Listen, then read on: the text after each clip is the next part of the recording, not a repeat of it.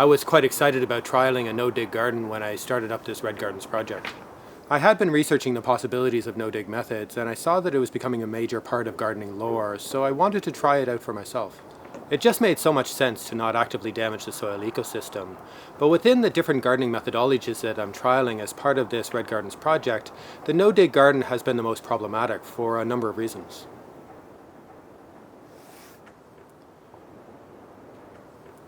While there are a number of different approaches to minimize or eliminate the tilling of soil, I've been exploring the permaculture movement and reading all about the possibilities and benefits of a deep litter mulch.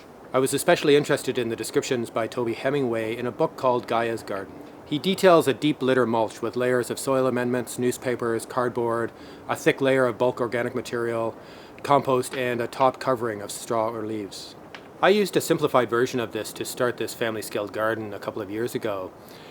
It seemed like a relatively easy and useful way to transform the grass pasture into a productive vegetable garden, even if it did involve a lot of material. In hindsight, I didn't do a good enough job, partially because I didn't have the time, but also because I didn't have enough material to provide a deep enough cover.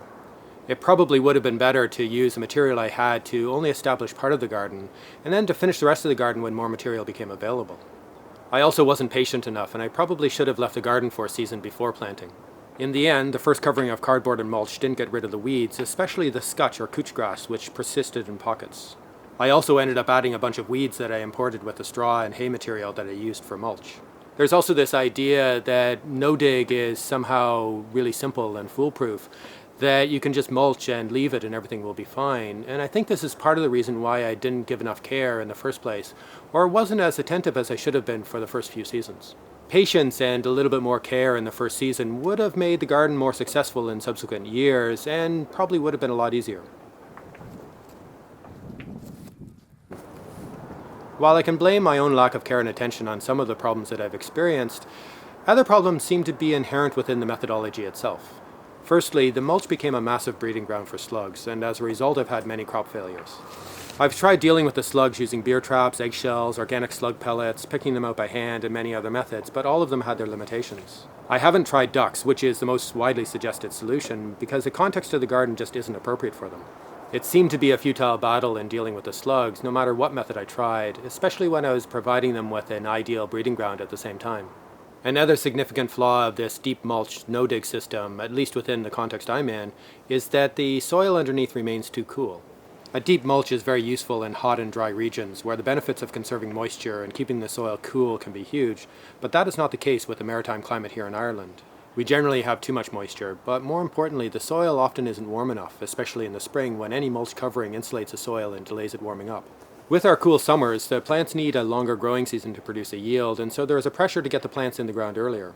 But if the soil is cold, then seed germination can be patchy, and the recovery and growth of transplants can be very slow. Last year, only 25% of the broad or fava bean seeds that I sowed germinated, but the same seed planted in the other gardens on the same day had almost 100% germination rate. There are ways around this, such as scraping back the mulch material to expose the soil so that it can warm up with the sun, but this would disturb the soil organisms which would have colonized this mulch layer and goes against one of the foundation principles of the no-dig method.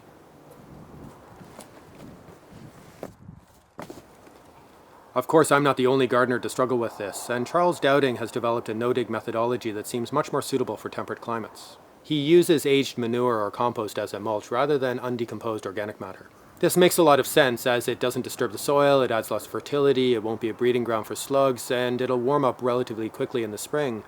But the main limitation is the sheer volume of material that would be needed. He recommends using an initial layer more than 5 centimeters deep of well-rotted manure or compost on top of cardboard and paper to establish the garden. This would equate to more than 5 cubic meters or 50 wheelbarrow loads to cover the full 100 square meter garden that I'm growing in. Not only is hauling in and spreading all of that material a lot of work, but getting it in the first place could be difficult. This volume of compost is about twice the amount that I would use in the intensive garden, and more than I would even use in the polytunnel garden. In the past few seasons, I've been producing about 7 or 8 cubic meters of finished compost in a year.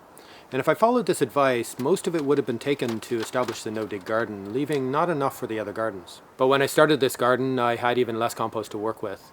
And I think a lot of gardeners are in a similar situation, and I think this is one of the key limitations to using Charles's method. It's been quite difficult to get supplies from elsewhere, as all of the organic farmers that I know in the area are quite hesitant to get rid of their manure. While there are a few non-organic supplies of manure available, there have been issues with herbicide contamination in the past. So if you had access to that kind of volume of material, then starting a no-dig garden in this climate with a thick layer of compost is probably a great thing to do, but where does that leave the rest of us? And even if I had that kind of volume of material, I wonder if it would be better to spread it over a wider area to make the most of that valuable resource, as 5 centimeters seems a bit excessive. But then the question remains, how do you start a no-dig garden in this context when there are significant problems with a deep layer of compost or a deep layer of straw? And I don't really have an answer to that question yet.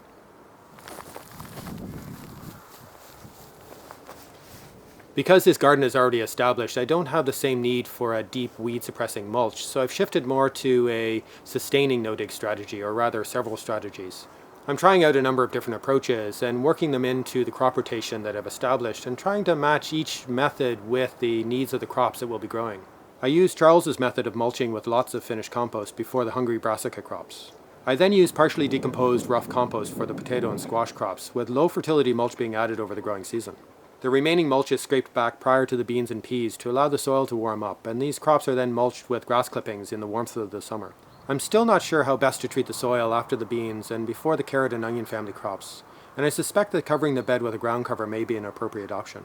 But this season I was able to get a load of raw apple pulp from a local apple juice producer and decided to spread it as a thick mulch on the soil just to see what would happen. I really won't know what the pros and cons of this slightly radical approach could be until I try it.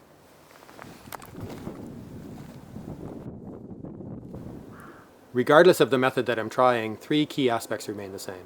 I avoid digging as much as possible, but I'm trying not to be too precious about it. All fertility is added in the form of organic matter to the surface of the soil so that the biology can do the work of building the soil structure underneath, and to make the best use of bulk resources that are abundantly available locally while figuring out how to avoid potential problems of slugs, contamination, and possible fertility imbalances. And in this process there's lots to learn and explore, and no doubt things will change and evolve as I work to skill up and hopefully figure out what works best in this context.